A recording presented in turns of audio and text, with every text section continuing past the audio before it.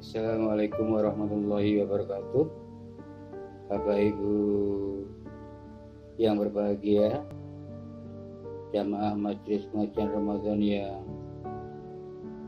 saya hormati, adik-adik semuanya juga yang saya sayangi, dan mudah-mudahan selalu dalam keadaan sehat semuanya. Pertama-tama marilah Bapak Ibu semuanya dan adik-adik, kita bersyukur kepada Allah SWT atas berkat dan rahmatnya, sehingga kita semuanya dapat berkumpul di dunia maya ini dalam keadaan sehat walafiat, tidak kurang apapun.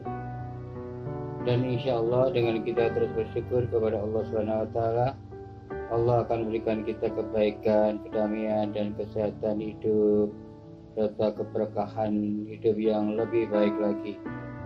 Allahumma amin. Yang kedua, salam dan salam mari kita sampaikan kepada junjungan kita Nabi Muhammad SAW, karena beliaulah yang telah memberikan jalan kedamaian, kebaikan, kebenaran hidup bagi kita semuanya, jalan hidup yang abadi, yaitu jalan iman dan Islam. Dan besok insya Allah di hari kiamat kita semuanya akan mendapatkan syafaat dari Kanjeng Nabi Muhammad Rasulullah Sallallahu Alaihi Wasallam. Allahumma amin. Bapak Ibu dan adik-adik semua jamaah majelis pengajian Ramadan yang saya hormati dan saya sayangi, pada kesempatan ini saya akan menyampaikan suatu hadis Nabi yang berisi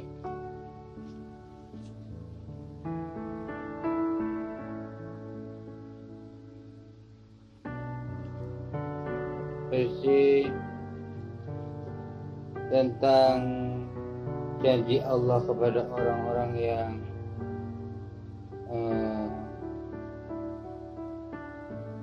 menguasai Al-Quran atau dekat hatinya dengan Al-Quran, dan yang tidak. Jadi ayat ini diriwayatkan oleh hadis ini diriwayatkan oleh Imam Muslim. Saya akan membacakan ya Bapak Ibu semuanya dan adik-adik. Yang pertama adalah kita akan bacakan secara harfiah, secara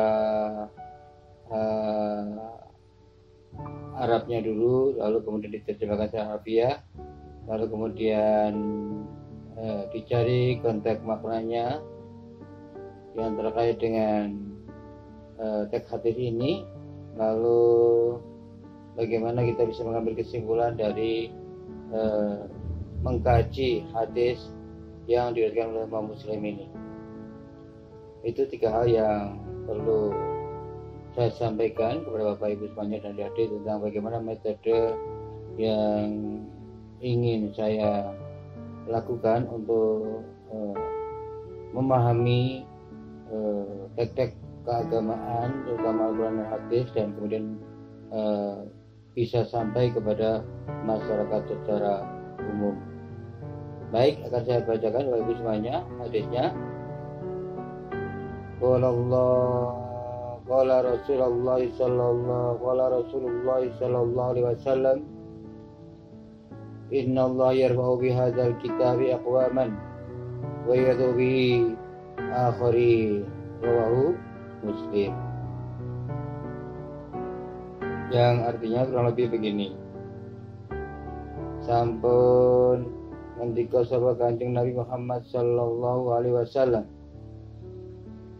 Inna Allah satemene Gusti Allah iku yarfa'u bakal ngangkat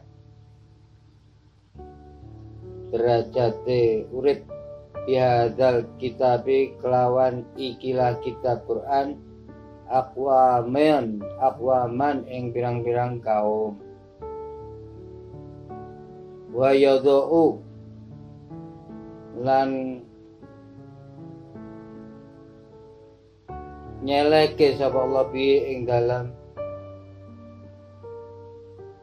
lawan Al-Quran mau akhirin ing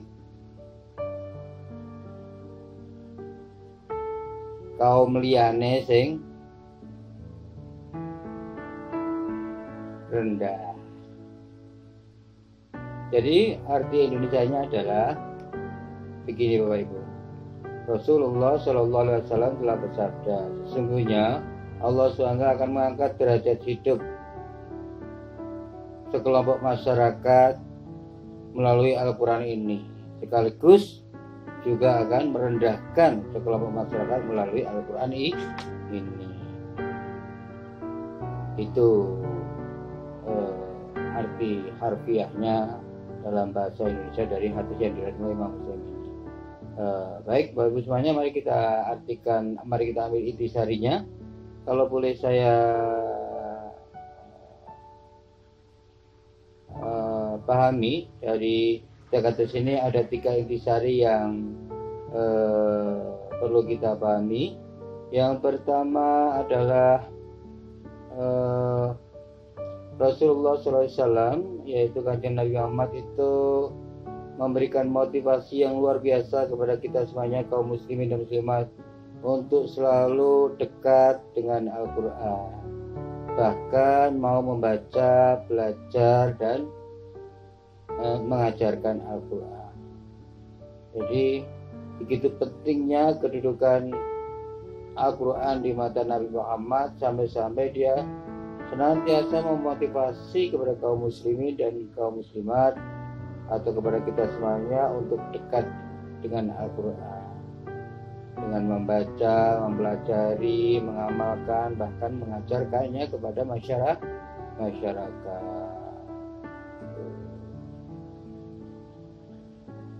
Itu yang pertama. Jadi kita harus dekat, jangan menjauh dari Al-Quran. Dan itu artinya sumber utama pedoman kita dalam beragama dan keberagaman ini ya kitab suci Al-Quran, baru urutan-urutan berikutnya, gitu ya.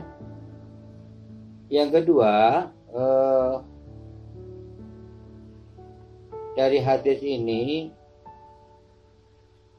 Nabi menegaskan, membuat statement bahwa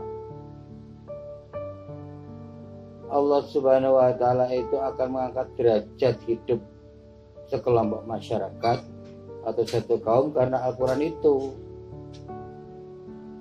dan sekaligus merendahkan atau menghinakan sekelompok masyarakat karena Al-Quran juga.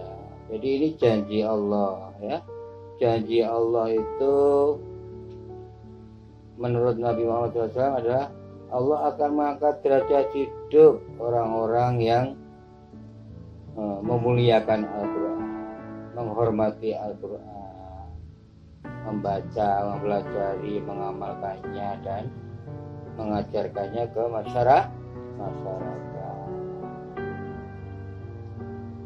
Karena ya dengan Al-Quran inilah, kalamullah inilah kita bisa mendengar bagaimana Allah berkomunikasi dengan kita. Makanya kedudukannya sangat tinggi di dalam agama Islam. Ya. Jadi Allah akan mengangkat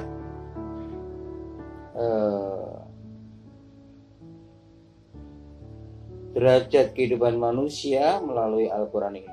Orang yang sering baca Al-Quran, mengamalkannya, sering membaca, mempelajarinya, Allah menjamin hidupnya akan mulia, karena ia tidak hanya bernilai ibadah tapi juga ada nilai ilmu pengetahuannya. Kalau yang pelajari Al-Quran itu, kalau di Al-Quran itu adalah kumpulan petunjuk-petunjuk hidup, tidak hanya ritual ibadah saja. Kalau kita bacanya dapat pahala, tapi juga ada kumpulan-kumpulan petunjuk, pedoman ilmu pengetahuan dan sebagainya, itu keyakinan itu yang benar, gitu ya. Dan sebaliknya Allah akan merendahkan orang yang meninggalkan Al-Quran, masyarakat yang meninggalkan Al-Quran, yang tidak peduli lagi dengan Al-Quran.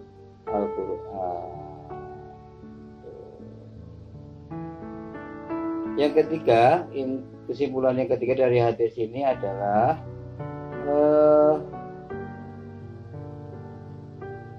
kita kaum muslimin ini hendaknya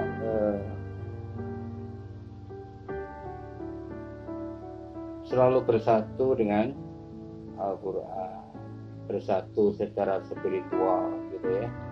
Jadi masyarakat kita, terutama kaum muslim ini bisa dipersatukan dengan Al-Quran. Bahkan tidak hanya dipersatukan, tapi juga memperoleh keberkahannya. Jadi persatuan umat itu ya kita kembali kepada kitab suci Al-Quran, pedoman kita itu, sehingga kita semuanya mempelajarinya, membacanya, ada yang menghafal, ada yang mengajarkannya, ada yang menafsirkan sebagainya itu, agar semuanya mulai keberkahan hidup sehingga diangkat derajatnya oleh Allah SWT, terutama kita semuanya kaum muslimin dan muslimat di tanah air tercinta ini. Baik, saya kira itu saja yang bisa saya sampaikan, Bapak Ibu semuanya dan adik. Kurang lebihnya mohon maaf. Saya yakin apabila apa yang saya sampaikan ini pasti mengandung banyak kelemahan dan kekurang nyamanan di dalam pikiran maupun hati Bapak Ibu semuanya serta adik-adik. Oleh karena itu saya sekali lagi mohon maaf dan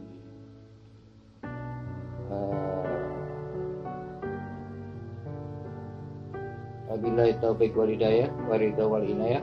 Wassalamualaikum warahmatullahi wabarakatuh.